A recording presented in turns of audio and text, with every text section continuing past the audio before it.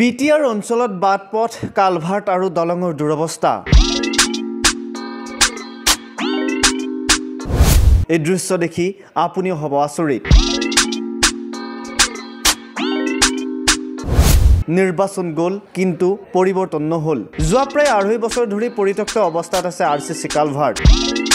BTR চৰকাৰ আছে নেদেখা হৈ, অসম চৰকাৰ আছে গভীৰ নিদ্ৰাত। আপুনি দেখি থকা উক্ত ঠাইডোখৰ কোনো দ্বীপ বা মহাদ্বীপৰ নহয়, এয়া কোনো জলপ্ৰপাতো নহয়। এই দৃশ্য হৈছে ওদালগুৰি জিলাৰ 66 নম্বৰ ধনশ্ৰী VCDCৰ। ওৰাঙৰ পৰা পাউৰি পোতা হৈ পাচালি দেৱপুখুৰীলৈ যোৱা পথৰ লগতে কালভাৰ্টৰ জৰাজীৰ্ণ ৰূপ। এই কালভাৰ্টটো যোৱা প্ৰায় 2.5 বছৰ আগতেই বাঢ়নি পানীৰ সময়ত ভাঙি গৈছিল আৰু আজিৰ দিনলৈকে তেনেকৈ আছে। সকলো ধৰণৰ যান বাহন চলাচল কৰাত সমস্যা হৈছে এই পথেৰে।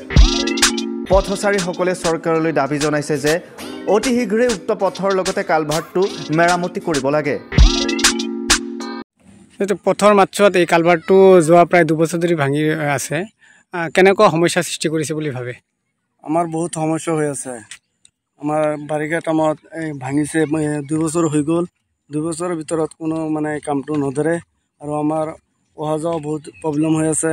ল'ৰা ছোৱালী স্কুলত যায়, যোৱাটো বহুত প্ৰব্লেম হৈ আছে। সেইটো জলদি এইটো আমাৰ হ'ব লাগে। দুৰ্ঘটনা হৈছে নেকি কেতিয়াবা? দুৰ্ঘটনা টমটম উল্টি যায়, কিছুমান মানুহে দুখ পাইছে, দুৰ্ঘটনা হৈছে। যিহেতু BTD-ৰ বহুত কাম হৈছে বুলি BTD চৰকাৰে কয়, যিহেতু এইটো 2 বছৰ ধৰি হোৱা নাই, এই বিষয়ে কি ক'ব? এই বিষয়ে এতিয়া কি ক'ম, কৈ আছে তো কাম হৈ আছে, কিন্তু আমাৰ ইয়াতো আৰু কাম হোৱা নাই। চৰকাৰক কি আহ্বান জনাব? চৰকাৰৰ আহ্বান জনাইছোঁ যে অতি সোনকালে আমাৰ এইটো কামটো যে কৰি দিয়ে। কালভাৰ্টটা এই রাস্তাটা 2 বছর ধরে ভাঙ্গা পড়ে রয়েছে। হ্যাঁ, মেম্বারগুলা কোনো গুরুত্ব দেয় না।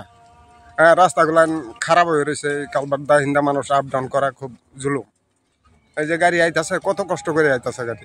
যেনেকুৱা দেখা গৈছে আসলতে দুৰ্ঘটনাৰ এক প্ৰভাৱ আছে। দুৰ্ঘটনা কেতিয়াবা হৈছে নেকি ইয়াতে? হয়েছে 2-4 বারই হইলো। এই যে গাড়ি হিন্দা পাল্টি খাই পড়ছে। হ্যাঁ, গাড়ি 2টা ভাঙছে, মানুষও কষ্ট করছে, মানুষ দুঃখ পাইছে। অসম চৰকাৰ লগতে BTD চৰকাৰক কি কয়?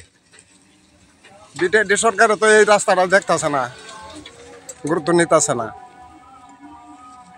হ্যাঁ, এই গাঁয়ের মেম্বার আছে, মেম্বারগুলো দেখতেছে, দেখে আর তো এই রাস্তাটা করতেছে না। আমরা তো খুব কষ্ট করতেছি।